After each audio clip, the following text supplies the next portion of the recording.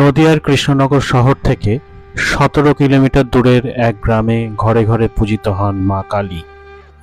সেই গ্রাম দীপাবলির দিন পরিণত হয় এক মায়াময় শক্তিক্ষেত্রে। গ্রামের নাম বেলপুকুর, যার পুরনো নাম বিল্ল পুষ্করিণী।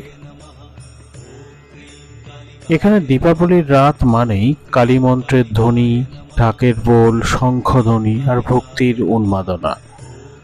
কারণ এই গ্রামেই ঘরে ঘরে পূজিত হন মা কালী, যা শক্তি ও সাধনার প্রতীক। বেলপুকুরে কালী পুজো কেবল একটি ধর্মীয় অনুষ্ঠান নয়, এটি এক ঐতিহ্যের উত্তরাধিকার। 3 শতাব্দীর বেশি পুরনো এই প্রথা আজও একই রকম ভক্তি আর উচ্ছ্বাসে পালিত হয়। বর্তমানে গ্রামে প্রায় 150-রও বেশি বাড়িতে কালী পুজো হয়।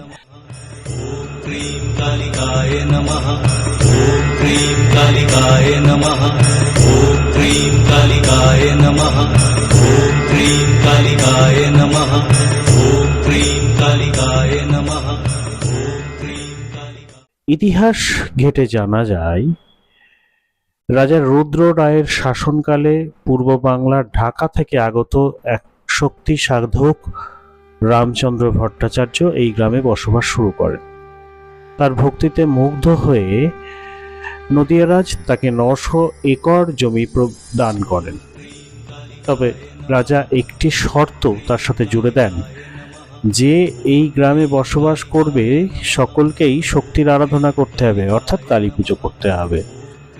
সেই থেকেই শুরু হয় ঘরে ঘরে কালী পুজোর প্রথা, যা আজও অব্যাহত। রামচন্দ্রের উত্তরাধিকারীরা এখনও সেই পুজোর ধারাবাহিকতা রক্ষা করে চলেছেন। তাদের 4টি বাড়ি, বড় বাড়ি, মেজ বাড়ি, নবাড়ি ও ছোট বাড়ি। গ্রামের কালী পুজোর 4টি প্রধান ক্ষেত্র। রাজা কৃষ্ণচন্দ্রের নামও বেলপুকুরের ইতিহাসের সঙ্গে অঙ্গাঙ্গিভাবে জড়িত। তিনি ছিলেন একনিষ্ঠ শাক্ত ভক্ত। তার যুগেই নদিয়ার শাক্ত ধর্মের প্রসার ঘটে। আজও কালী পুজোর দিন আগে থেকেই বদলে যায় বেলপুকুরের চেহারা। মৃৎশিল্পীরা ব্যস্ত হন প্রতিমা গড়তে, মহিলারা ব্যস্ত থাকেন প্রসাদ তৈরিতে, আর শিশুরা অপেক্ষা করে থাকে দীপাবলির রাতের জন্য।